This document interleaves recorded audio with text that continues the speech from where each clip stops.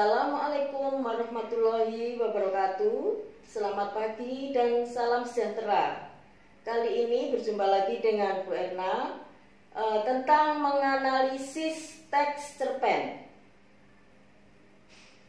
Teks cerita pendek atau cerpen sudah seringkali kalian baca, misalnya melalui Wattpad, di buku, di Google, dan lain sebagainya. Teks cerita pendek, pengertiannya, cerita pendek atau cerpen adalah jenis karya sastra berbentuk prosa dan bersifat fiktif yang menceritakan atau menggambarkan suatu kisah yang dialami oleh seorang tokoh secara ringkas, disertai dengan berbagai konflik dan terdapat penyelesaian atau solusi dari masalah yang dihadapi.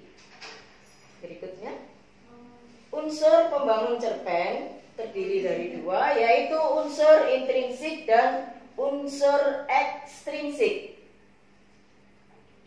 Yang dimaksud dengan unsur intrinsik adalah unsur yang berasal dari dalam cerpen. Unsur-unsur ini meliputi tema, tokoh, alur cerita, latar, gaya bahasa, sudut pandang, dan amanat. Untuk lebih jelasnya, kita ikuti pembahasan berikut ini. 1. Tema. Apa yang dimaksud dengan tema? Tema adalah ide atau gagasan yang melatar belakangi suatu cerita pendek. Oleh karena itu, tema disebut sebagai ruh atau nyawa dari sebuah cerpen. Yang kedua, unsur intrinsiknya adalah tokoh dan penokohan. Tokoh adalah pelaku atau orang yang terlibat dalam cerita. Sedangkan penokohan adalah gambaran watak atau sifat tokoh dalam sebuah cerita. Terdapat 4 jenis tokoh yang ada dalam cerpen, yaitu protagonis, antagonis, tritagonis, dan figuran. Apa yang dimaksud dengan protagonis? Yaitu tokoh yang menjadi aktor atau pemeran utama dalam cerpen yang mempunyai sifat baik. Yang kedua adalah antagonis. Apa yang dimaksud dengan antagonis? Yaitu tokoh atau pemeran utama yang menjadi lawan dari tokoh protagonis. Tokoh antagonis mempunyai watak yang negatif seperti iri, sombong, dengki, angkuh, dan lain-lain. Berikutnya adalah tritagonis, yaitu tokoh yang menjadi penengah antara protagonis dan antagonis. Tokoh ini biasanya memiliki sifat arif dan bijaksana. Dan yang terakhir atau keempat adalah tokoh atau pemeran pendukung dalam sebuah cerpen untuk memberikan tambahan warna dalam cerita. Unsur intrinsik yang berikutnya atau ketiga yaitu gaya bahasa. Unsur intrinsik selanjutnya gaya bahasa. Gaya bahasa adalah ciri khas seorang penulis dalam menyampaikan tulisannya kepada para pembaca. Penggunaan bahasa ini akan memperlihatkan bagaimana seorang penulis piawai atau cermat ya, karena gaya bahasa ini bisa menunjukkan suasana yang mencekam, menyedihkan, atau menyenangkan. Jadi bagaimana cara penulis ini menyampaikannya agar cerita ini lebih menarik, dan gaya bahasa ini juga bisa untuk menunjukkan karakter dari tokoh yang dimaksud oleh penulis.